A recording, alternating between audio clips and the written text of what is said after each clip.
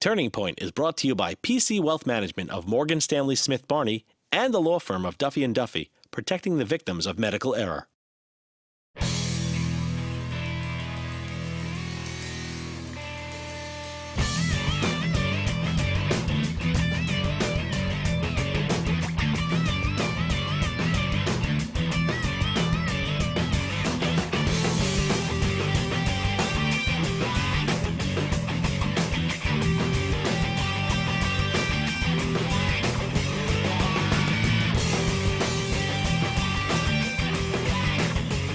Welcome to Turning Point. Our special guest today is MMA fighter Renzo Gracie. Renzo, welcome. It's a pleasure to be here with you guys. The Gracie family, that's you, right? That's your grandfather? I'm the third generation of the family. My grandfather was the first one, the one that learned Jiu-Jitsu from the Japanese, and he passed to my father, and my father pushed to me. And I'm pushing to my son now.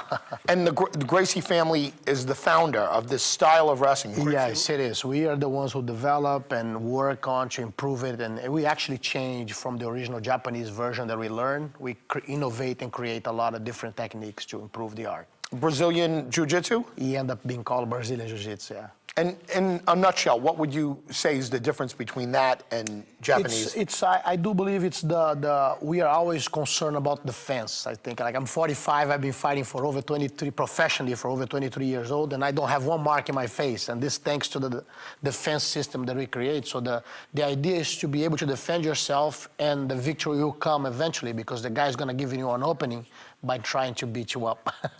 I know a lot of parents want their children to learn this because it has to do with holds and it has to do with... I do believe it's the best efficient way of teaching kids, and it's the safest way, I think is the most efficient, and will serve as a base for everything else he wants to do. If he wants to become a professional fighter, that will be the column of everything that he needs to know. I don't think that's the goal of most people, is to become a professional MMA fighting.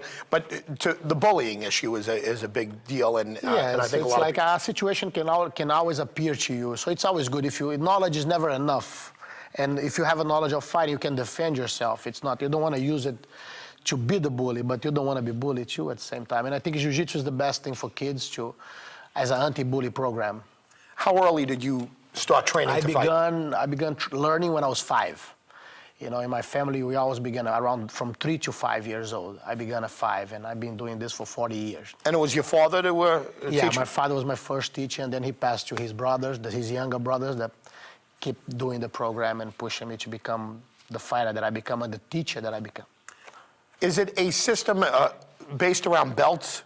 In other words, you go from belt to belt? It is. You have to understand, for every professional fighter that we make, we have maybe 300 students who are regular people, who work in the office, who are hosting a TV show, you know. So, and it's like we are guided towards teaching everybody. Our goal is I have 1,340 students in my school in New York, and my goal is to teach more and more. We're spreading. I have 32 affiliates, and my whole goal is to teach more people, to make sure that more people learn the art. There's different difficulties of Jiu-Jitsu and certainly martial arts of all kinds. And there are certainly difficulties and ease in getting certain belts. You got your first black belt when? I was 23 years old. It took me a while. It's like when you belong to the family, it's more demanding. The criteria is different. Right. You know, so it really took me a long time to get it. I began at 5 and I got 18 years later. You know, it's very rare someone in my family got earlier than that. In the meanwhile, you were fighting, you were competing. Yes, I was winning all the nationals, all the state, and in Brazil. From what age did you start? Since I was 7. I began competing when I was 7. And Rio de Janeiro, when we talk about Brazil, you're right in the heart of the city? Yes, and I won all the titles that you could have on the amateur level, and then I decided to transition into MMA, which I believe was the professionalization of my sport, you know. So once I had a chance, I jumped in the ring of MMA, what they call MMA. Back then they used to call vale tudo, anything goes. And it was bare knuckle and anything was allowed, from headbutt. And today they add rules, they add safety to the competition, and it's a very safe sport and, you know, an unbelievable sport. It's not street fighting, though. No, it's not at all. It's a very technical match. You know, it's like, for you to have an idea, when I watch an MMA bout, to me it's like it's more technical than than actually when I watch a Russian ballet demonstration. You know, it's like it's so many little details and so many little things. A lot of times it passes by the layman's eyes, but when I watch, I can see things that makes the whole difference of a great fighter to an ordinary one. Rio de Janeiro is a pretty tough area. I mean, well, some of the areas in Rio are very, very tough. Have you experienced street fights growing up? Many times. And in Rio I grew up in a different environment. It's like people in America don't know this. It's different. And if you don't hold the door for someone, you end up in a fight. If you do something that is not polite, you can end up fighting. And it happens often, you know. And normally you go to the police station, the marshal looks at you and goes, "What happened?" And then you tell the reason. Whoever is right leaves, whoever is not sits down for half an hour. You know, so it was a good way to be in my teenager years, you know. How about for women? Do you recommend the sport for not the sport, but the I do discipline? believe that the discipline is the best thing for women, you know, especially because you learn a lot to fight from your back. And you have to understand, it's like physically the women are weaker, so for sure if an attacker comes, they're gonna pin her down. So she has to know how to defend herself from that position. And Jiu-Jitsu, our specialty is to have her back on the floor and defend ourselves. Now, the Gracie family is a famous name, the Gracie style. Did that come along with financial reward early? Did your father make some money from this, your grandfather? It did. In my life, you have to understand, we are very simple people. And I grew up thinking that I would have to do a different job so I could keep teaching. I never thought that I could make money out of teaching. But today, I do very well. Renzo Gracie. We'll be back with Renzo Gracie right after this. Like after I was 18, I was full-time a professional fighter, you know. Like right now, I have 2 kids and I homeschool them because I want them to become professional athletes, you know. Turning Point with Frank MacKay is brought to you by Smith & DeGroat Real Estate, serving the tri-state area since 1955, and CAI Insurance Solutions since 1961. On the web at www.conferenceny.com. Welcome back. Our special guest is Renzo Gracie. Renzo, when did you have your first professional fight? I was 23 years old. This was like 22 years ago. You know, that was in São Paulo, was a big event, was when we decided to bring Jiu-Jitsu to São Paulo. My brother was moving there, and we did a big event to begin Jiu-Jitsu, and it was a success. Today in Brazil, São Paulo for sure fights Rio as the #1 Jiu-Jitsu town in the country, you know. You're 44 years old? 45. 45 years old. I mean, you look like a kid. I know. What's your workout regimen? It's like I eat well, I don't drink, I don't smoke, and I try to keep a clean diet and training every day. If I don't work out, I train Jiu-Jitsu, so it's normally twice a day. Like I wake up in the morning, I run, I lift weights, then sometimes when I'm getting ready for fights, I go boxing or do something like this, or boxing or wrestling, and then Jiu-Jitsu at night. This every day, 6 days a week. And the Jiu-Jitsu acts as a cardio? It acts as a cardio and an aerobic too, because it's a lot of strength you have. It's just fighting. That's what I do. At night, I just go and train the art, the position, and try to submit my opponents. How many hours a day growing up did you spend training? Growing up was a different ball game. We used to train 3 times a day, and this would be involved like at least 7 hours a day, at least. First thing in the morning? Yes, it began. Wake up straight to the gym. And what about schooling? I mean, It's wasn't the primary thing for us. Right. This is religion. It's like I love to read. I read all the classics, not only my language, but in your language too. And we were like, after I was 18, I was full-time a professional fighter. You know, like right now, I have 2 kids and I homeschool them because I want them to become professional athletes, you know, and they are doing very good. You told me off camera you learned English by watching Al Pacino movies. Yes. Scarface. I know it's that's all why violent ones. I curse too much sometimes just because I love those kind of movies. But I grew up watching movies from the United States, and in Brazil they had the subtitles. So constantly I was translating and reading and watching at the same time and listening. So that's how I ended up learning English. I never went to school for English. Give us a bit of a history lesson on MMA. I'm not talking about the origins because that's ancient. Yes. Basically, MMA came to United States in 1993 with the first UFC. That was organized by one of my cousins, Renzo Gracie, did the first event. He designed the cage, he did the whole promotion on pay-per-view. And it was basically a free-for-all. You bring your style, any weight. There was no weight division, bare knuckle. You could headbutt, you could use low blows, anything. And it was very shocking. And that, I think, it was important to bring attention to the sport, but it was very shocking in terms of violence. It was very intense because wasn't like a sport. It was more like a bar fight.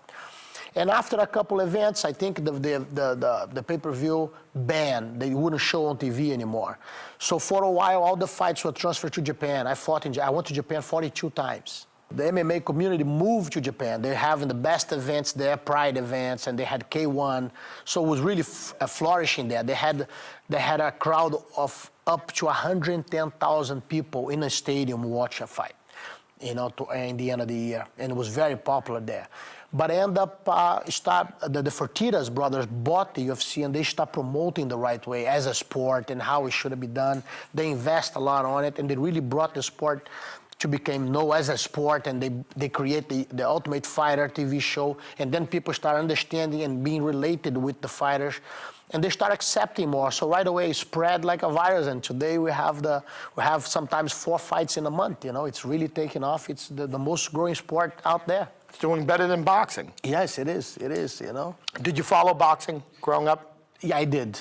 I love Mike Tyson. I love Marvin Hagler. I had the chance to see great people fighting. I had the chance to see Muhammad Ali, an unbelievable guy. And I had the chance to do an exhibition in Japan with Antonio Inoki. Remember the guy who fought Ali in the Madison Square Garden, the Japanese guy? He had an kickboxer. MMA. Yeah, he had an MMA fight with this guy. And, I had the chance when I was invited to do an exhibition with him in Japan. They have a huge TV show in Japan every year on the end of the year, when the year is getting ready to turn. So I was invited to do an exhibition with him. He was 58 years old when I had a chance to do that with him. A great experience. Well, it's a good history lesson. Yeah. We'll be back right after this with Renzo Gracie. The guy who invented boxing, he said the moment, what do you think about the gloves on boxing? He goes, you guys just killed the boxer. Turning Point with Frank MacKay is brought to you by Atlantic Honda, New York's auto giant, and Herman Katz, Kanjimi and Klein, property tax attorneys and advisors. We're back with Renzo Gracie from Mixed Martial Arts World.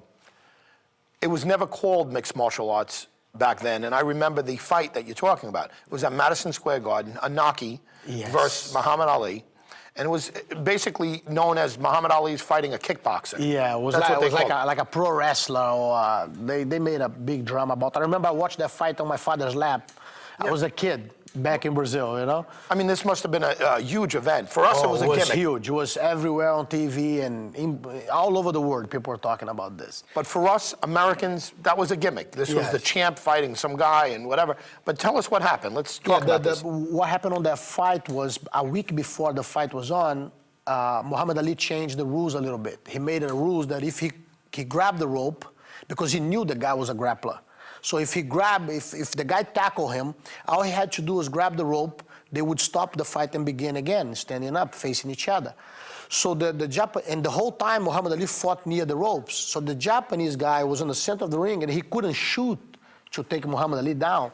So all he did was he would get closer and kick Muhammad Ali on his legs. He ended up, I heard that Muhammad Ali ended up having serious injuries from his leg kicks, because he was a very strong Japanese guy, and for all the rounds, he was kicking Muhammad Ali on his legs, and the fight ended up being a draw.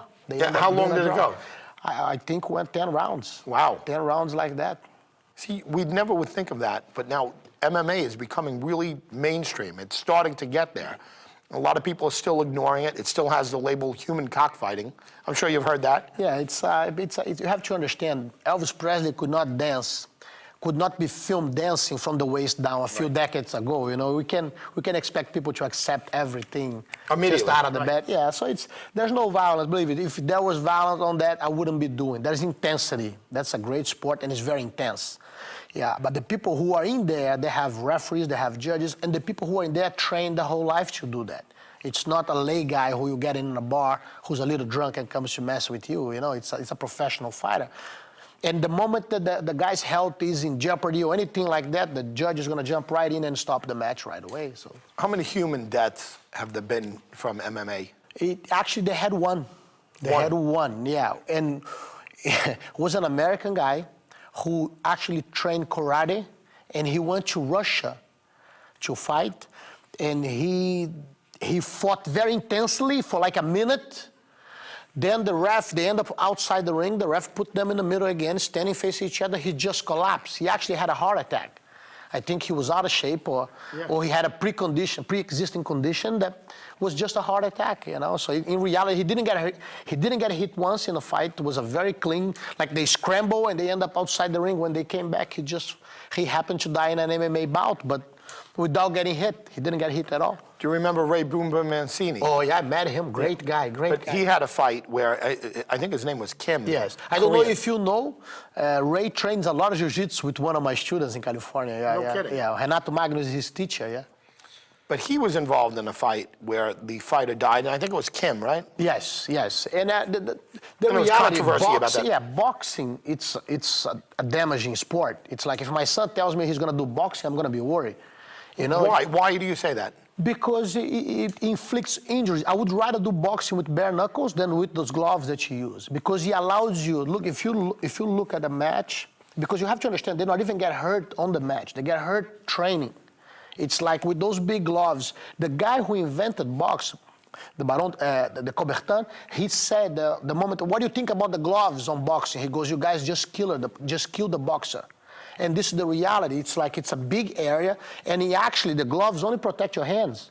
So you can punch as hard as you can, and you don't care. And that shock actually, in the big area, moves your brain around and inflicts those injuries. That's why you see all those old boxers, they all punch drunk. It's like if I could not sit with you here and be at your level, I wouldn't be happy, you know, I wouldn't be complete. I want to finish my life talking to my grandkids and understand what they are telling me, and you know, and trying to make them better. So you're saying MMA is safer than boxing? Oh, it is. If my son tells me he's going to do MMA, I have no worries. But if he tells me he's going to be a boxer, I'll worry a lot about. And it's because of the size of the gloves? It's the size of the gloves, it's the protection of the hand, so it's the punishment that the guy can take, because with those big gloves, he can have his brain shaking, and then you're risking for serious brain injury, you know, and that's why you talk to Evander Holyfield today, you talk to Mike Tyson, you talk to any of those old boxers, anybody who play on the toppest level. Look at Muhammad Ali, you know, you're going to tell me that he could have had Parkinson's disease, but it for sure aggravates with the boxing, you know. What was the worst injury you suffered? I broke an arm one time, but it's nothing that 6 weeks later it was brand new. It was better than before. How about inflicted? I broke an arm. I broke someone's arm, but again, 6 weeks later he was training again. You know, it's amazing. What about the elbows, the use of the elbows? Yeah, the elbows is something that can hurt. It can actually break your eye gloves and things like that. But to be honest, more intensity it is allowed, less punishment the athlete will have. And even though it seems bloody because the elbow's cut, and a lot of times the fight is over because of cuts, so there's a serious cut, they look and they say done. In reality, he endured less punishment. So that's why I like the bare knuckle, because the bare knuckle, you hit a couple of times, you're gonna have the cuts. A lot of times the guy doesn't have the injuries, and if you hit with your bare hand, you push him 3 times, you can't hit him that hard anymore. You know, so in reality, anytime you put a glove on, and even though it looks like it's less violent because you're gonna see less blood, but actually the damage is much bigger. Renzo Gracie is our guest, and we'll be back right after this. I turned myself into a different knowledge, the knowledge of teaching people to be confident, teach people to defend themselves. Turning Point is brought to you by PC Wealth Management of Morgan Stanley Smith Barney and the law firm of Duffy & Duffy, protecting the victims of medical error. We're back with our final few minutes with Renzo Gracie from the MMA world. How many fights have you had? I have 21 professional fights, yeah. In all that time, 21 fights. That's a lot less than what a boxer would have. Yes. What was the turning point in your life, or if you prefer, your career? I think it was the day that I decided to leave school. Even sounds bad, but in reality, that's when I really dedicated myself to learn, to teach, and I turned myself into a different knowledge, the knowledge of teaching the people to be confident, teach people to defend themselves, teach the art of that my family brought with them for so long, and I think that was the turning point in my life, 5 years after that, I got married. I had 3 unbelievable kids, and one does fashion. She goes to a New York school and just finished a graduate in fashion. The other ones are finishing high school, but I'm actually homeschooling them and trying to get them into the sport, and dedicate the way that I did. So I hope they do it. I hope they can see the passion and the love that we have there and how important our job is, What's important for you now? What's next? I think I want to open more schools. I have 6 already. I want to open more schools. I want to touch more souls with my art. I want to teach people how to defend themselves. I want to teach people a philosophy, a way of life. I think it's a very positive way. It's like you say before. I'm 45 years old and I look like a kid. It's because I never let that kid leave my pocket. I have that kid in my pocket. The same one that want to save the world back then is still here with me. What's next for MMA? I think the sport's just going to grow. It's it's a very entertaining sport, and it's a real competition. Even though people will tell you that it's gladiatorial times coming back, it's not. It's 2 unbelievable athletes measuring themselves against each other, and they deserve to be there more than anybody else. Renzo, it's been a pleasure having you. It's my Thanks pleasure. for being here. Very nice to meet you. You've been a great guest, and we'll be back next week. Our special guest today has been Renzo Gracie from the MMA world and multiple champion of mixed martial arts. We'll be back next week. Thanks for being here.